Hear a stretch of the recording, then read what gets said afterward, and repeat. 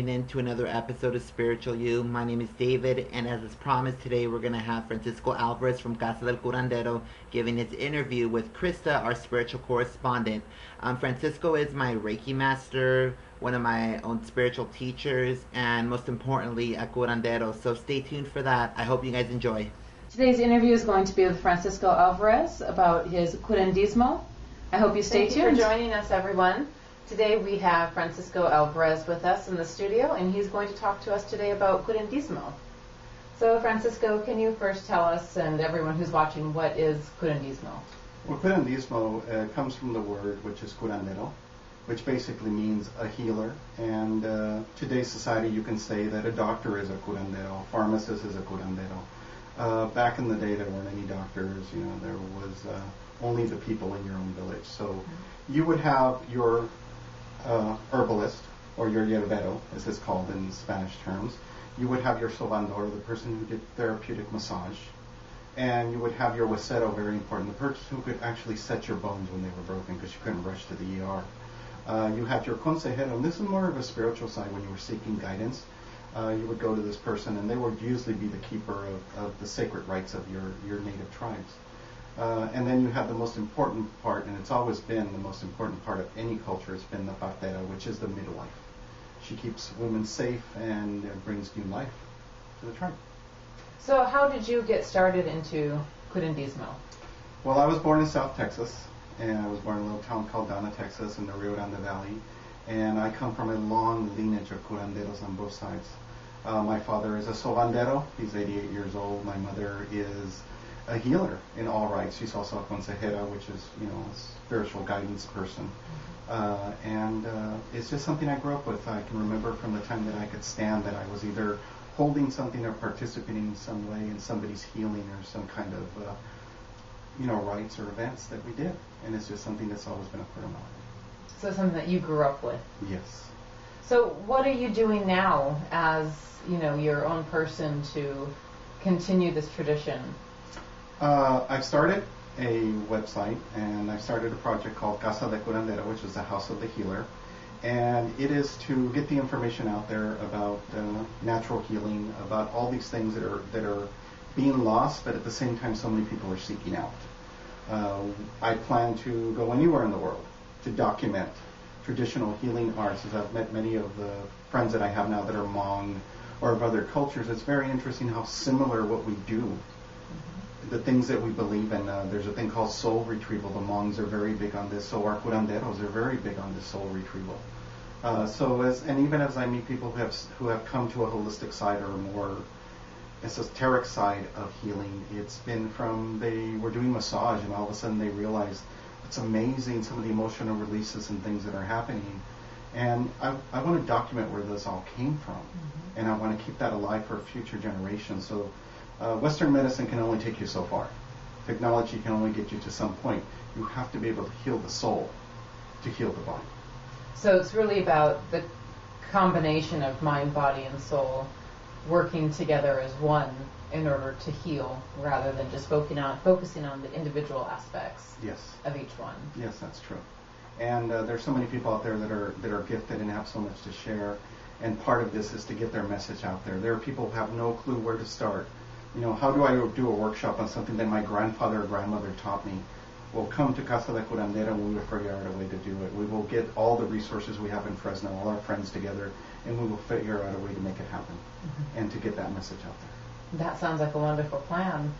Now, for those of you that don't know us personally, Francisco is actually my Reiki teacher, and that is how we met years ago.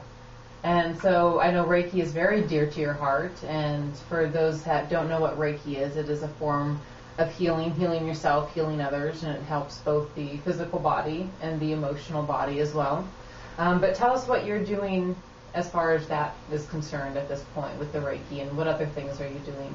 Well, direct lineage to Usui, who brought Reiki back to the modern society because it had been lost for a while. And what we're doing is we actually have ongoing classes. We try to conduct 2 classes a month, and there are 3 levels of Reiki. There's a level 1, which is strictly done for yourself.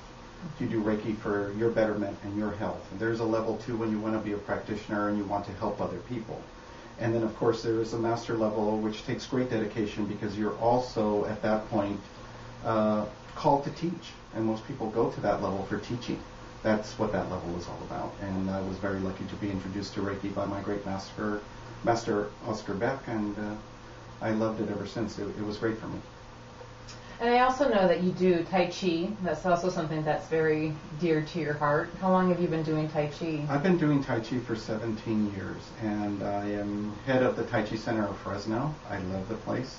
I went there 17 years ago when I was in a very bad state. My body was shutting down.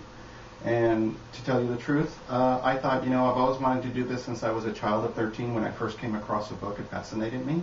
And I said, I'm going to do this before I check out.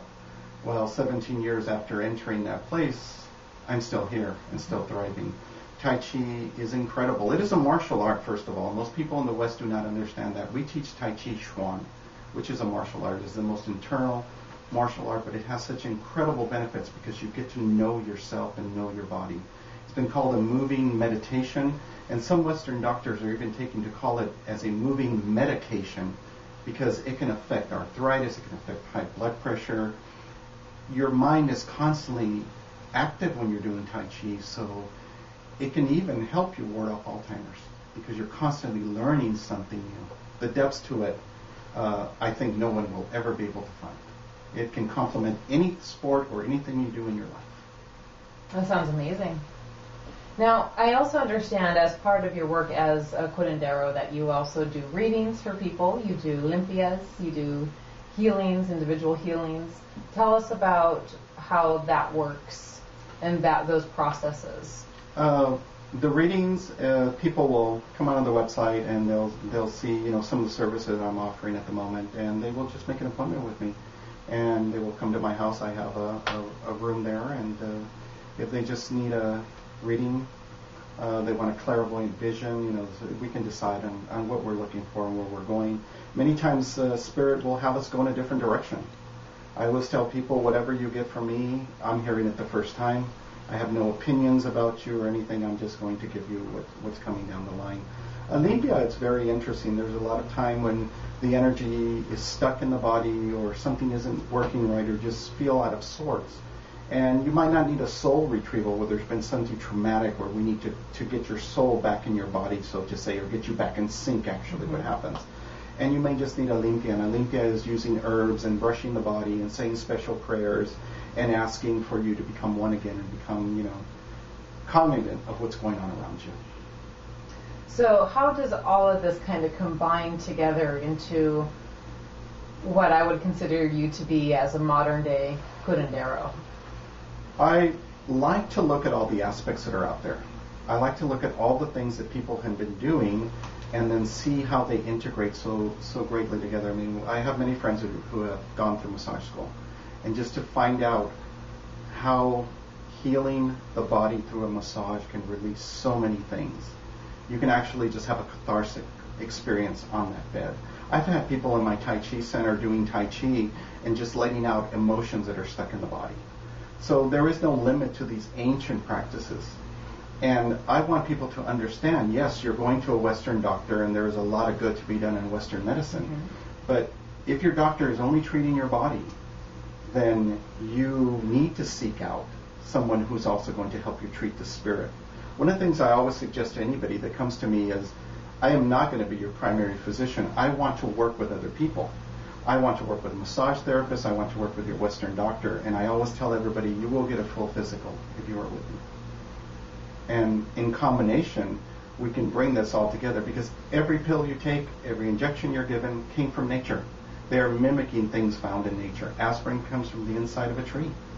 Mm-hmm. But now they manufacture it. They found the chemicals that make it work and they put it together. So there's nothing new. And they're just rediscovering. So it also sounds like one of the messages that you're trying to get across is that you don't have to stick to any particular belief system either, because even you yourself, you grew up as, practicing Curandismo, which is a very native practice, but then you've also incorporated Reiki, which is Chinese, and Tai Chi, and you've incorporated from all different cultures. So I think that's an important aspect as well, to realize that as you're trying to heal yourself, as you're trying to heal others, you can look everywhere. You don't have to be limited to any particular culture. So I would like to thank you very much for coming and for telling us more about yourself, Francisco. It was a pleasure. And thank you all for watching and for tuning in, and I can't wait until next week.